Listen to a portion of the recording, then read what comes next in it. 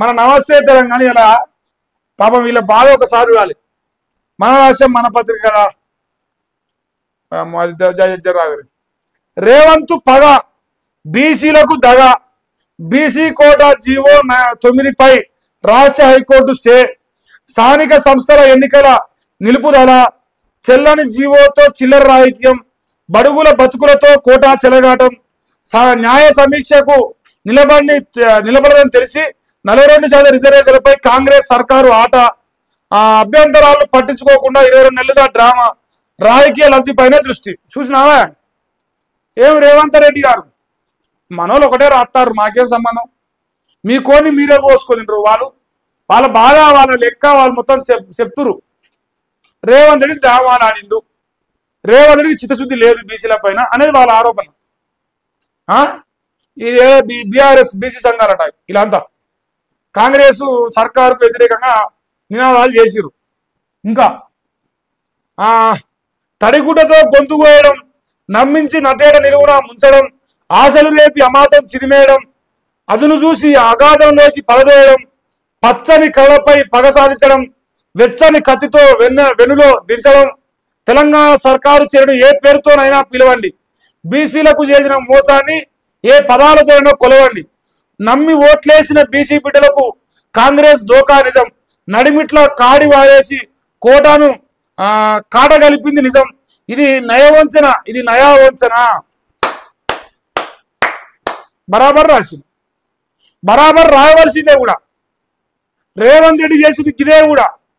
ప్రజలు కూడా నమ్ముతారు, ఆహా నిజమే రేవంత్ రెడ్డి మన బతుకుల మను పోసిండ్రా అంటారు. జనం నమ్ముతున్నారు.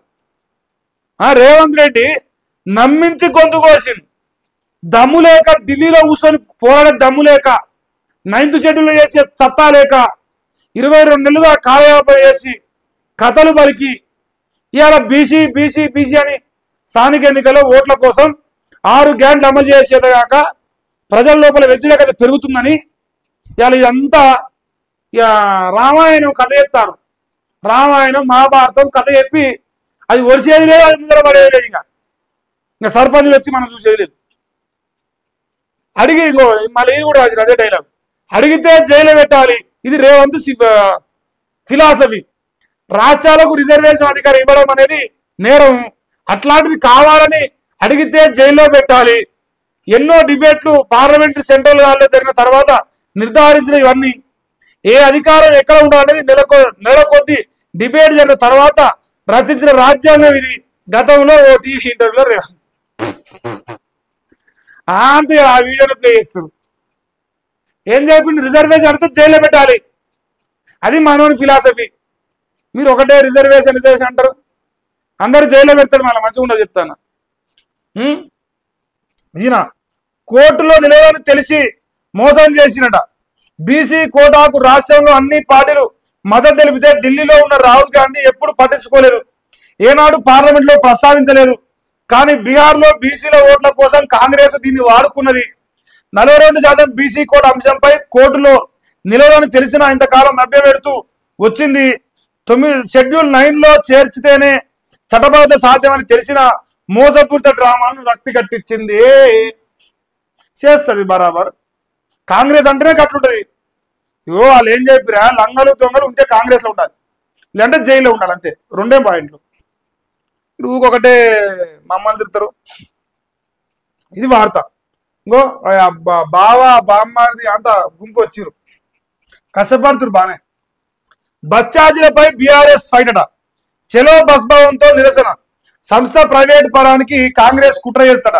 ఆర్టీసీ ఆస్తుల్ని అమ్మేసేందుకు పథకం పనిదట. ఓవైపు బస్సు ఫ్రీ, మరోవైపు లూటీ. పెంచిన ఛార్జీలు తగ్గించకపోతే ఆందోళన తీవ్రతరం చేస్తారట. ఛార్జీలతో దొంగ దెబ్బని హరీషు. బస్సులో ప్రయాణికుల బాధలు విన్న బీఆర్ఎస్ నాయకుడు నిన్న వాళ్ళు ఫుల్ కథ నడిపించరు. రేవంత్ రెడ్డి మీద 7 దోషుల మన్నెత్తి పోపించరు. 7 దోషుల మన్నెత్తి పోపించారు. మరి ఏం చేయమంటారు? వాళ్ళ బాధ వాళ్ళకుంది. మంచిగా బావ బామ్మ జోరుగా పనిచేస్తారు, జనంలో మంచి మైలేజ్ వస్తుంది. ఇది ఒక వార్త చూడండి.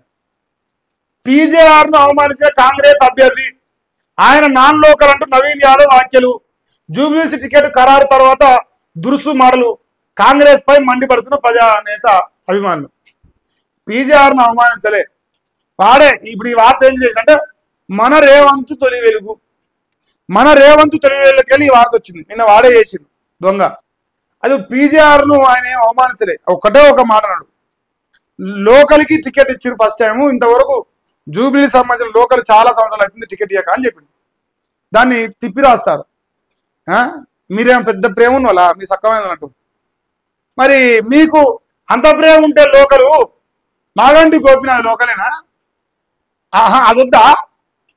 మీరు లోకల్ టికెట్ ఇయ్యరు కానీ మన చేతగాకరంట అద్దుల మీద మళ్ళీ మాటలు. మీ సక్కమైన అయితే మాట్లాడరు. మీరే దొంగలు, ఆంధ్రకి టికెట్ ఇచ్చి మళ్ళీ కథలు చెప్తున్నారు మాకు. ఇంకే రాసిరు మీటర్కు 2181 మేతట. మిస్టర్ 10% భారీ స్కామ్, కేబుల్ లాగితే కదిలిన డొంకట.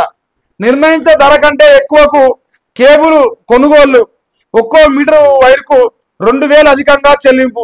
తాజాగా 42 కిలోమీటర్ల మేర 33 kV కేబుల్ కొనుగోలు నిర్ణయించిన ధర 3019, చెల్లింది మాత్రం 5200.